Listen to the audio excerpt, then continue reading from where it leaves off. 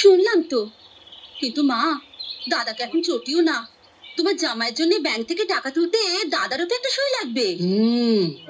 বাহ, বাপের বাড়ির টাকা এভাবেই হাতিয়ে পাচার হচ্ছে তাহলে?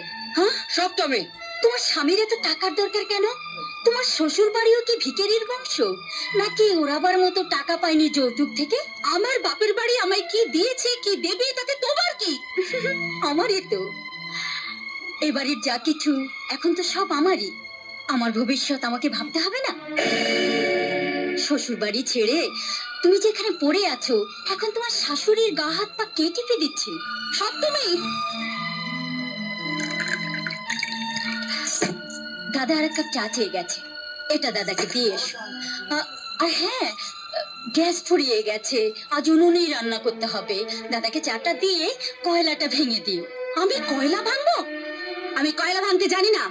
সে কি, লোকে সংসার ভাঙতে জানো আর কয়লা ভাঙতে জানো না?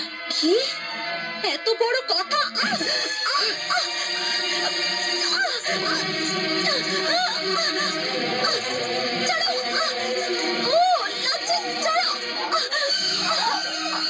ওরে বাবারে, কি ডাকাত বউ রে বাবা! ও বড় খোকা, বড় খোকা! গ্রামের মেয়ে আমি, অনেক গাছের ডাল ভাঙতাম এই হাত দিয়ে। তোমার হাতটা সেই ডালের কাছে খুবই ঠুনকো।